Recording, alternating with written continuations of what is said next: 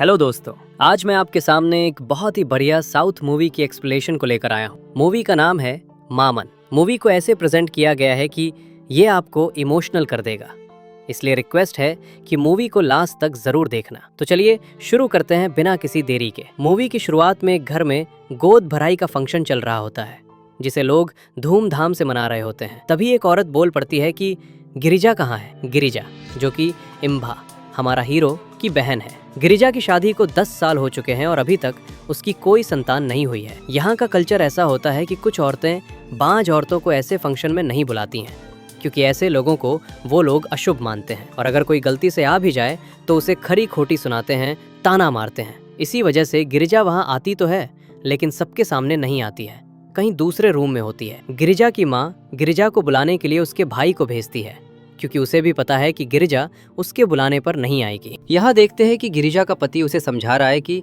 वहाँ चलो, सब वेट कर रहे हैं। सब वेट करने का मतलब ये है कि कुछ लोग ये सोचते हैं कि अगर वो फर्स्ट प्रे करती है तो अच्छा होता है, इसीलिए गांव में जिसके घर में भी गोद भराई होती है उसको फर्स्ट प्रे करने को बोलते हैं। लेकिन गिरिजा ये सबसे थक गई होती है, लोगों के ताने से और अपने किस्मत से। तभी इम्भा पहुंचता है और वो भी समझाता है। बाहर उसकी सास चिल्ला चिल्ला के ताना मार रही होती है, सब चुप रहने को बोलते हैं, लेकिन उसकी सास तो नहीं सुनने वाली है। गिरिजा गुस्से में आती है और अपने सास को कुछ कहने ही वाली थी कि वो उसी के ऊपर उल्टी कर देती है। सब हैरान हो जाते हैं और पीरियड कब हुआ पूछ के बोलते हैं कि ये माँ। ये खबर सुनते ही इम्भा और गिरिजा का हस्बैंड बहुत खुश हो जाते हैं और कंफर्मेशन के लिए सीधे हॉस्पिटल पहुंचते हैं। डॉक्टर गिरिजा से पूछती है कि 10 साल बाद वो कैसे कंफर्म हुई कि वो प्रेग्नेंट है। गिरिजा प्रेगनेंसी किट का रिजल्ट दिखाती है, लेकिन डॉक्टर कहती है कि इन किट्स पर पूरी तरह से भरोसा नहीं किया जा सकता और एक टेस्ट करवाना होगा। जब टेस्ट करवाते हैं तो डॉक्टर को कुछ भी रिजल्ट नहीं दिखता। ये सुनकर गिरिजा और इम्बा बहुत टेंशन में आ जाते हैं। तभी रेखा नाम की एक जूनियर डॉक्टर गिरिजा की टेंशन देखकर कहती है कि घबराइए मत, एक और छोटा सा टेस्ट कर लेते हैं। गिरिजा को पानी पीने के लिए बोलते हैं और जब सुसु आए तो हमारे पास आना। उसका पति वहाँ से ये बोलकर चला जाता है कि मेरा किस्मत ही खराब है, कुछ भी नहीं हो सकता। यहाँ पर गिरिजा का पास देखते हैं कि बच्चा ना होने के कारण उसकी सास उसे कैसे ताना मारती है। बच्चा हो इसीलिए उसको मंदिर पंडित के पास ले जाते हैं, कुछ भी खिला देते हैं। बहुत कुछ सहा था उसने। इसके बाद फिर से टेस्ट होता है और रेखा गिरिजा को खुशखबरी सुनाती है कि वो माँ बनने वाली है। ये सुनकर गिरिजा खुशी से रो पड़ती है। इम्बा भी बहुत खुश होता है। इसके बाद इम्बा ही गिरिजा को रेगुलरली हॉस्पिटल लाने लगता है, दीदी का ख्याल रखता है। इसीलिए एक दिन अपनी दीदी को लेके हॉस्पिटल आया था। हॉस्पिटल में बहुत लाइन लगानी पड़ती है, इसीलिए उसके एक दोस्त ने किसी का नंबर दिया था, ये बोलकर कि मेरा दोस्त है, बोलना, ज्यादा वेट नहीं करवाएंगे। इसीलिए इम्भा फोन करके बोलता है कि बंदर जैसे शकल के सब बहुत वेट करवाते हैं, आप थोड़ा मदद कर दीजिए ना। तभी देखते हैं कि रेखा है वो लड़की जिससे इम्भा अभी बात कर रहा था। रेखा आकर मजाक में बोलती है कि अच्छा मैं बंदर जैसी हूँ। तो इम्भा बोलता है कि नहीं मैम, 10 साल वेट करने के बाद मेरी दीदी माँ बनने वाली है और उसकी खबर आपने दी है, आपको कैसे ऐसे बोल दो। रेखा हंसकर वहाँ से चली जाती है। दोनों को देखकर लग रहा है कि दोनों में प्यार उभर रहा है। इसके बाद दोनों का फोन पर घंटों बात करना, चैटिंग करना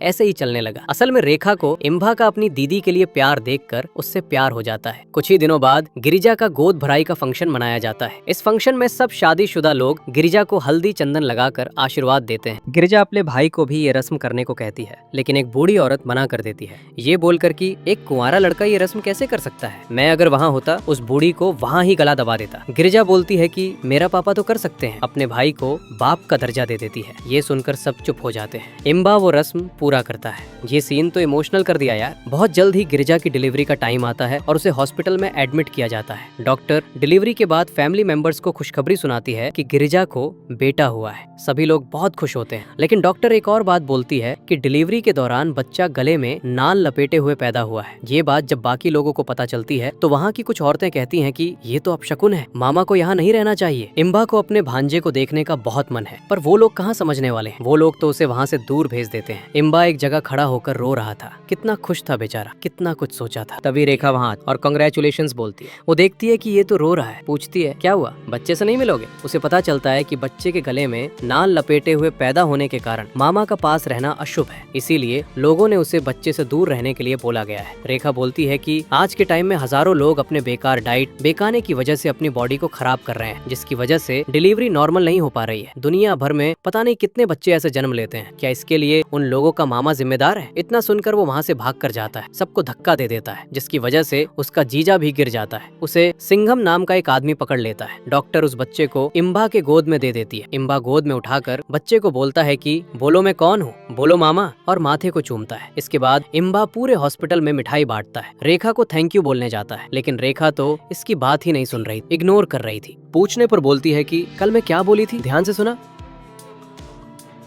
बच्चे के लिए अगर मामा जिम्मेदार है तो तुम क्यों परेशान हो? परेशान मुझे होना था। मतलब ये था कि भांजे को अगर इतना प्यार करेगा तो रेखा को कौन प्यार करेगा। इम्बा ये बात समझ जाता है उसके दिल में क्या है। इसके बाद वो भांजे का बहुत केयर करता है, उसको अपने पास ही रखता है। क्योंकि गिरिजा तो टीचर है, स्कूल में पढ़ाने जाती है और जीजा जी भी काम पर जाते हैं। उसका नहाना धोना सब कुछ, उसकी परवरिश में पूरा टाइम देता है। ऐसा लगता है कि गिरिजा उस बच्चे की सेकंड माँ है और इम्बा उसकी पहली माँ बना हुआ है। इम्बा सारा दिन उस बच्चे के साथ ही टाइम स्पेंड करता है और इसी दौरान इम्बा और रेखा का प्यार भी बढ़ता जाता है। उसी एरिया में सिंघम नाम का एक बुजुर्ग आदमी रहता है। इसका जिक्र हॉस्पिटल में किया था जब इम्बा ने अपने जीजा को धक्का दिया था। सिंघम नहीं संभाला था। सिंघम को इम्बा अपने पिता की तरह मानता है, इसीलिए इम्बा रेखा को सिंघम के घर ले आता है और सिंघम को रेखा के बारे में बता देता है कि दोनों एक दूसरे से प्यार करते हैं। सिंघम के घर में भी कोई संतान नहीं होते हैं, इसीलिए वो इम्बा को अपने बेटे की तरह मानते हैं। अभी 5 साल बाद देखते हैं कि इम्बा का भांजा बड़ा हो चुका है और उसका नाम लड्डू है और स्कूल भी जाने लगा है। लड्डू भी अपने मामा के साथ खाता है, पीता है और यहाँ तक कि उसके पास ही सोता है। एक दिन देखते हैं कि स्कूल के पास कुछ बदमाश लड़के एक टीचर से छेड़खानी कर रहे होते हैं। लड्डू ये सब देख के अपनी टीचर को बचाने के लिए चला जाता है, लेकिन वो बदमाश लड़के उसे 2-4 थप्पड़ मार कर भगा देते हैं। तभी इम्बा वहाँ आ जाता है और उन बदमाश लड़कों को सॉरी बोलकर टीचर और लड्डू को बचा लेता है। लड्डू बोलता है कि मामा मारो इन लोगों को, लेकिन इम्बा नहीं सुनता। कौन लगेगा इनकी मुंह? लड्डू बोलता है कि मुझे मारा उन लोगों ने और मेरा कंपास बॉक्स भी उनके पास है। इम्बा जाता है और सबका धुलाई कर देता है, लेकिन एक बात, फाइटिंग देखोगे तो आला वैकुंठपुरमलो का अल्लू अर्जुन याद आ जाएगा, पूरा कॉपी कर रखा है। लड्डू पूरा फाइटिंग देखकर आकर बाइक पर बैठ जाता है। इम्बा आकर बोलता है कि देख मांग के ले आया। लड्डू बोलता है कि मैंने पूरा फाइटिंग देखा, कैसे तुमने सबको मारा। इम्बा उसे किसी को मत बताना बोलता है और ये बोलता है कि लड़ाई करना बुरी बात है। तभी रेखा का फ़ोन आता है। वो घर में इम्बा की बात बोल दी थी और घरवाले भी शादी के लिए मान गए थे। सब दोनों परिवार मिलकर रिंग सेरेमनी कर देते हैं। उसके बाद शादी, और शादी में इन औरतों का डांस। लड्डू भी डांस करता है, नाम भी रखा है लड्डू, दिखता भी वैसे ही है। मंडप में देखते हैं कि लड्डू इन दोनों के बीच में बैठ जाता है और जिद करता है कि मंगलसूत्र वो पहनाएगा। सब समझाते हैं लेकिन वो किसी की बात नहीं सुन रहा था। इम्बा अपने गले का एक चेन उतार कर उसे देता है और मामी को पहनाने को बोलता है। लड्डू रेखा को वो चेन पहना देता है। इसके बाद इम्बा मंगलसूत्र पहनाता है। इसके बाद देखते हैं कि एक औरत लड्डू को उकसा रही है कि तेरा मामा का शादी हो गया, तेरी मामी आ गई, उनके घर में भी तेरे जैसे लड्डू आएगा और तेरा मामा तुझे भूल जाएगा। लेकिन लड्डू इग्नोर करके चला जाता है। फिर रात को देखते हैं कि सब खाना खा रहे होते हैं। तब लड्डू सोने के लिए मामा के रूम में चला जाता है और सब सजावट देख के अपनी माँ को बोलता है, माँ मामा का रूम मस्त सजाया हुआ है, मैं तो जा रहा हूँ खेलने। इतना बोलकर वो पूरा बिस्तर खराब कर देता है। सब आकर उसे मना करते हैं, लेकिन वो कहाँ मानने वाला है। बचपन से वो मामा के साथ ही सोता है। रेखा बोलती है कि उसे सोने दो, बच्चा है। लड्डू की माँ बोलती है कि ठीक है, सो जाए तो बता देना, ले जाऊंगी। लेकिन वो कहाँ सोने वाला है। रात भर कभी गेम खेलता है, कभी मोबाइल देखता है। ये इधर से जाएगा तब तो कुछ होगा ना। फिर तीनों सो जाते हैं। नेक्स्ट डे रात को इम्बा रेखा को उठाता है। अगले एक रूम में सुहाग रात मनाने का प्लान बनाते हैं। उस रूम में जाकर जैसे ही काम स्टार्ट किया, साला पलंग ही टूट गया और सारे लोग उठ गए। सब लोग उस रूम के पास गए। सब ये सोचने लगे कि शायद चोर घुसा है। दरवाज़ा जैसे ही खुलता है, देखते हैं कि इम्बा और रेखा है। सब समझ जाते हैं कि लड्डू के वजह से ही ऐसे हो रहा है। फिर दोनों का हनीमून जाने का प्रोग्राम करते हैं। दोनों निकले ही थे कि ये बूढ़ी औरत, मतलब इम्बा की माँ, लड्डू को बुला लेती है। लड्डू आकर वो भी हनीमून जाने का जिद करता है। सब लड्डू को पकड़ते हैं और दोनों को भागने को बोलते हैं, लेकिन इम्बा लड्डू का परेशानी नहीं देख सकता था। वो हनीमून जाना कैंसिल कर देता है। लेकिन रेखा ये सब हरकतों से परेशान हो गई होती है। फिर यहाँ देखते हैं कि इम्बा और रेखा बाइक में आ रहे हैं और रेखा गुस्से में चुप है। इम्बा चुप क्यों पूछने पर रेखा इम्बा पर चढ़ जाती है। बोलती है कि इतना कुछ हो गया और सॉरी तक भी नहीं बोला है। इम्बा बोलता है कि मैं क्यों सॉरी बोलूं? छोटा बच्चा रो रहा है और मैं कैसे हनीमून चला जाता? मेरे लिए हनीमून बड़ा नहीं, बच्चा बड़ा है। रेखा गुस्सा होकर गाड़ी को रोकने को बोलती है और एक ऑटो में बैठकर अपने घर चली जाती है। नेक्स्ट डे इम्बा पूरे परिवार के साथ रेखा को लेने उसके घर आ जाते हैं। रेखा अभी भी गुस्से में थी। इम्बा जैसे तैसे करके रेखा के पैर में गिर के माफ़ी मांग लेता है। ये पैर पकड़ने का आइडिया सिंघम का ही था। रेखा मान जाती है और सब खुशी खुशी लौट आते हैं। अभी यहाँ देखते हैं कि रेखा पूरा सज धज के इम्बा का इंतज़ार कर रही होती है। इम्बा अपनी दीदी के घर भांजे को समझाने गया था कि उसे अभी अपने पापा के साथ रहना होगा, लेकिन लड्डू नहीं समझ रहा था और बोल रहा था कि मामा सिर्फ एक दिन, बस एक दिन तुम्हारे साथ रहने दो।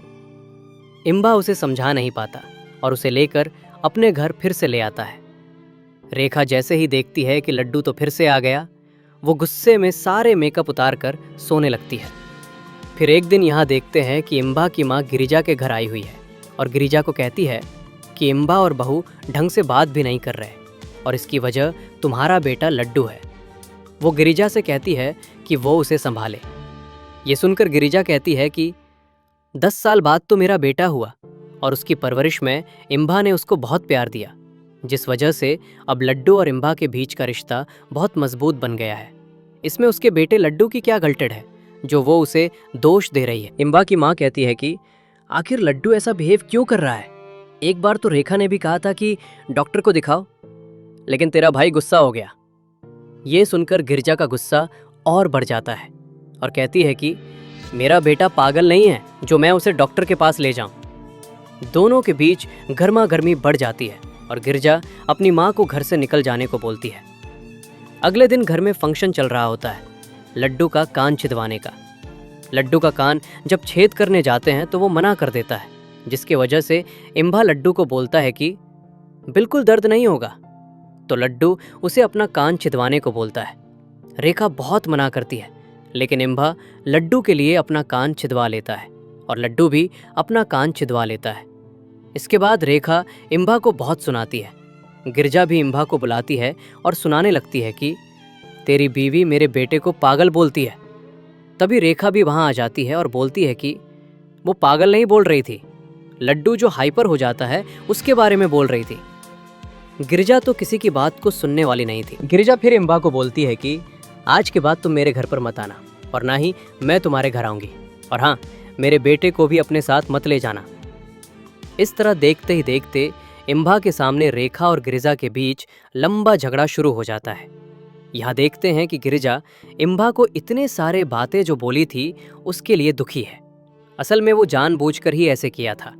इम्बा को लड्डू से दूर करने का और कोई रास्ता भी नहीं था और उसे ये गलतफहमी थी कि रेखा ने लड्डू को पागल बोला। कुछ दिन बाद यहाँ देखते हैं कि रेखा का मदुरै के किसी हॉस्पिटल में ट्रांसफर हो गया है और रेखा का पापा इम्बा के पास आता है और उसे समझाता है कि तुम अपने भांजे से बहुत प्यार करते हो, ये गलत बात नहीं है, लेकिन तुम एक बड़ी गलती भी कर रहे हो, लड्डू को उसके माँ बाप से दूर कर रहे हो। जब से लड्डू पैदा हुआ है उसने अपने माँ बाप के साथ टाइम बिताया ही नहीं। एक दिन लड्डू के पापा लड्डू को लेने स्कूल गए थे, लेकिन लड्डू ने अपने टीचर से कहा कि ये कौन है मुझे नहीं पता, यानी उसने अपने पापा को ही पहचानने से मना कर दिया। हर बात पर लड्डू के मुंह से मामा मामा निकलता है। लोग तो मामा की तरह दिखता है, उसकी तरह बोलता है, ऐसे ही बोलते हैं। उसके पापा की बात कोई नहीं बोलता, खुद लड्डू भी नहीं। लड्डू को उसके माँ बाप से दूर मत करो। ये सारी बातें सुनकर इम्बा को समझ में आ जाती है कि रेखा के पापा सही बोल रहे हैं। वो फौरन अपने जीजा को फोन करता है और उससे कहता है कि जीजा जी, लड्डू को आप अपने पास ही रखिए। लड्डू का पापा बहुत खुश होता है, लेकिन तभी थोड़ी देर बाद इम्बा का मन फिर से विचलित होने लगता है और वो फिर से फोन करके कहता है कि जीजा जी, मैं खुद ही लड्डू के पास आ रहा हूँ। जीजा ये सुनकर वापस थोड़ा दुखी होकर कहता है कि ठीक है, आ जाओ।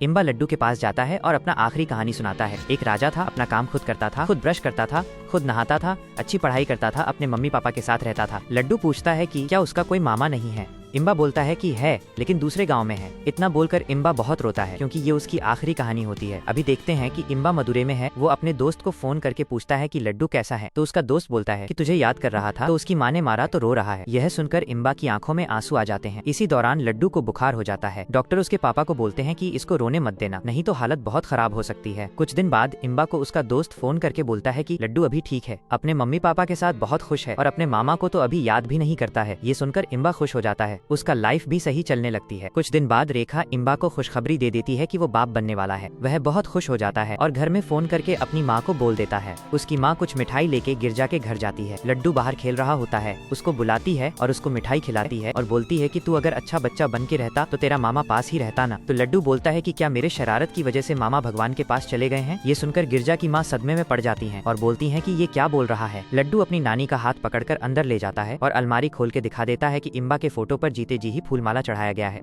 गिरिजा के आने के बाद माँ गिरिजा से पूछती है कि जीते जी उसने अपने भाई को क्यों मार दिया। गिरिजा रोते हुए कहती है कि माँ वो क्या करती। जब से इम्बा गया है लड्डू हमेशा याद करके रोने लग जाता था। डॉक्टर्स ने कहा कि अगर वो दोबारा रोया तो उसकी हालत और भी खराब हो सकती है, इसलिए उसके पास कोई और दूसरा रास्ता नहीं था। वो आगे कहती है कि माँ अब वो अपने मामा को भूल गया है और धीरे धीरे समझदार हो रहा है। माँ इस बात पर कुछ नहीं कहती। गिरिजा एक बार और कहती है कि माँ मुझे माफ़ कर दो, यह सब मैंने अपने बेटे को बचाने के लिए किया। यह सुनकर इम्बा की माँ बहुत दुखी हो जाती हैं और फिर अपने घर जाकर इम्बा को फ़ोन करके सारी बात बताती हैं।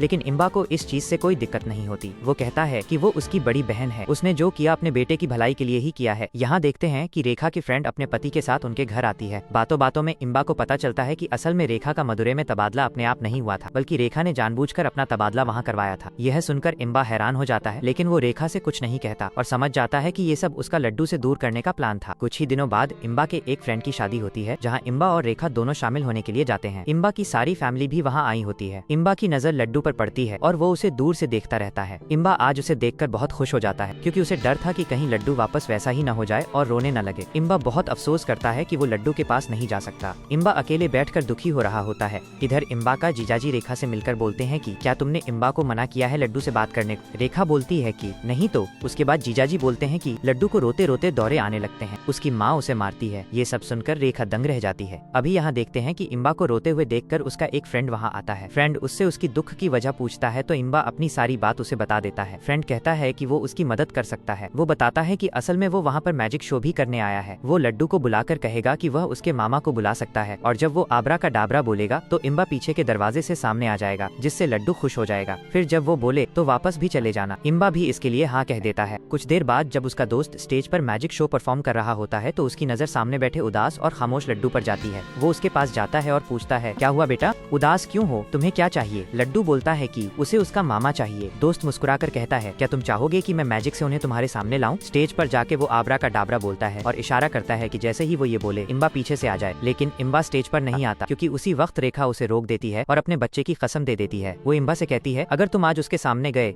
और फिर अचानक गायब हो गए तो वो बच्चा फिर से टूट जाएगा। इम्बा बहुत रोता है।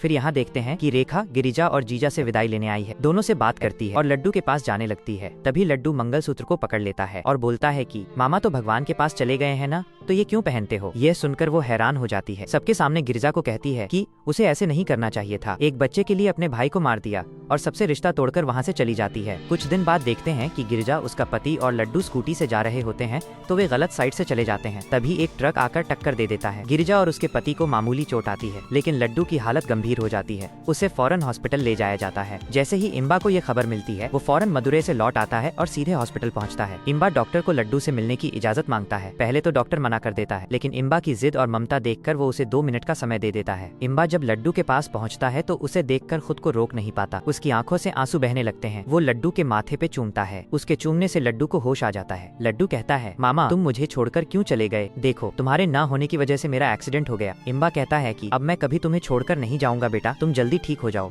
इसके बाद देखते हैं कि रेखा भी हॉस्पिटल आ पहुंचती है, लेकिन वो इतनी नाराज होती है कि सीधे इम्बा से लड़ पड़ती है। वो कहती है, तुमने बच्चे की कसम खाई थी कि इस घर नहीं आओगे, फिर क्यों आए? अगर यही करना था तो मुझसे शादी क्यों की थी? इम्बा का सब्र टूट जाता है। वह गुस्से में रेखा को थप्पड़ मार देता है। रेखा तुरंत अपना मंगलसूत्र उतारकर उसके मुंह पर फेंकती है और वहाँ से चली जाती है। लड्डू के डिस्चार्ज के बाद इम्बा उसकी पूरी देखभाल करता है, लेकिन वह अंदर से टूट चुका है। वो रेखा और अपने आने वाले बच्चे को बहुत मिस करता है, लेकिन उस दिन के झगड़े के बाद रेखा से बात नहीं करता। यहाँ तक कि रेखा तलाक के कागजात भी भेज चुकी थी। अभी यहाँ देखते हैं कि इम्बा सिंघम से मिलने जाता है। सिंघम उसे समझाता है, बेटा मैंने अपनी बीवी पर कभी हाथ नहीं उठाया, बीवी का देवी होती है, चाहे कुछ भी हो उससे प्यार से बात करनी चाहिए। मुझे बहुत दुख हुआ ये सुनकर कि तुमने उस दिन हॉस्पिटल में रेखा को थप्पड़ मारा। तुम्हारा लड्डू के पास होना जरूरी था, लेकिन तुम्हारा रेखा को प्यार से समझाना उससे भी जरूरी था। अब जाकर अपनी गलती सुधारो। अभी यहाँ देखते हैं कि सिंघम कुछ फूल लिए अपने घर आया है। उसकी पत्नी कुछ दिनों से बीमार और बेड रेस्ट पर थी। सिंघम बेड पर देखता है कि उसकी पत्नी बेड पर नहीं है। फिर सारा घर छान, लेकिन वो किचन में थी। वो हैरान हो जाता है कि ये उठकर कैसे आ गई। इसके बाद दोनों खाना बनाते हैं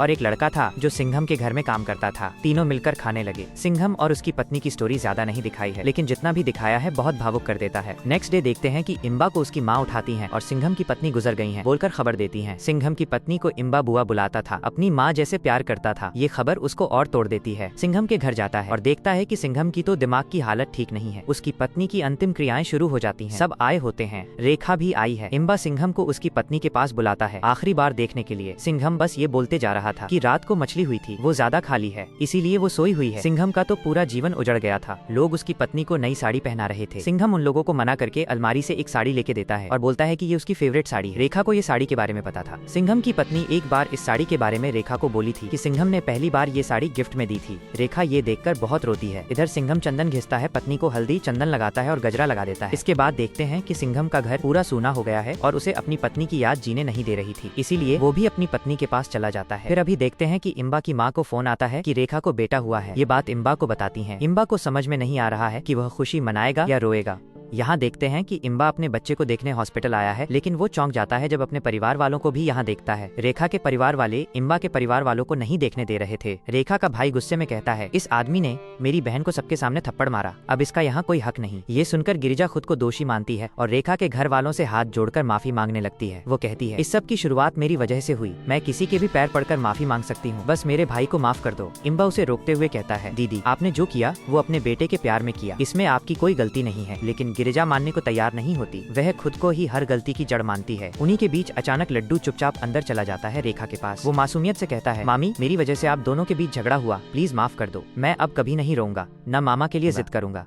रेखा ये सब सुनकर चुप रहती है। लड्डू फिर बच्चों की आवाज सुनता है और उन्हें देखकर बहुत खुश हो जाता है और फिर वही मासूमियत से उन बच्चों से वैसे ही बातें करने लगता है जैसे कभी उसके मामा उससे किया करते थे। वह कहता है, नानी ने कहा था कि छोटे भाई बहनों का वैसे ही ख्याल रखना जैसे मामा ने मेरा रखा। अब मैं तुम दोनों का अच्छे से ख्याल रखूंगा। जब बड़े हो जाओगे तो हम तीनों मिलकर बहुत खेलेंगे और एक जैसे कपड़े पहनेंगे, घूमेंगे। उसकी बातें सुनकर रेखा की आंखें भर जाती हैं। उसे अपनी गलती का एहसास होने लगता है। तभी इम्बा भी अंदर आता है। वो रेखा से माफी मांगता है, मुझे माफ कर दो, मैंने गुस्से में तुम्हारे साथ गलत किया, तुम्हारे ऊपर हाथ उठाया, इसके लिए मैं खुद को कभी माफ नहीं कर पाऊंगा। लेकिन यकीन मानो उस दिन मैं सिर्फ लड्डू की जान बचाने आया था। मुझे भरोसा था कि मुझे देखकर वो जल्दी ठीक हो जाएगा, वरना मैं तो तुम्हारे साथ मदुरै में ही खुश था। वो आगे कहता है, मुझे पता है कि तुम्हारा तबादला तुमने खुद नहीं करवाया था और मैं इस बात के लिए शुक्रगुजार हूं, क्योंकि इसी वजह से लड्डू इतना समझदार हो पाया। इम्बा हाथ पकड़कर कहता है, मैं वादा करता हूँ अब कभी तुम्हारे साथ ऐसा नहीं होगा। हम तीनों और ये दोनों नन्हे फरिश्ते मिलकर बहुत खुश रहेंगे। रेखा की आंखों से आंसू निकलते हैं और वो इम्बा को गले लगा लेती है। फिर सब फैमिली वाले एक दूसरे को माफ कर देते हैं। सारी गलतफहमियां मिट जाती हैं और कहानी यहीं एक खूबसूरत अंत के साथ पूरी होती है। तो दोस्तों ये थी फिल्म मामन की कहानी। यकीनन ऐसा सिनेमा साउथ ही बना सकता है। फिल्म में इमोशंस की तो बाढ़ ही ले आते हैं। मैं उम्मीद करता हूँ आपको मेरा एक्सप्लेनेशन पसंद आया होगा। अगर पसंद आया हो तो प्लीज वीडियो को लाइक करें और अपकमिंग वीडियोस के लिए जल्दी से चैनल को सब्सक्राइब करें। साथ ही बेल को भी प्रेस करें ताकि आपको मेरी वीडियो सबसे पहले देखने मिले। दोस्तों वक्त हो चला है अलविदा कहने का। मैं मिलूंगा जल्द ऐसे ही किसी और वीडियो में। तब तक के लिए टेक केयर एंड जय हिंद।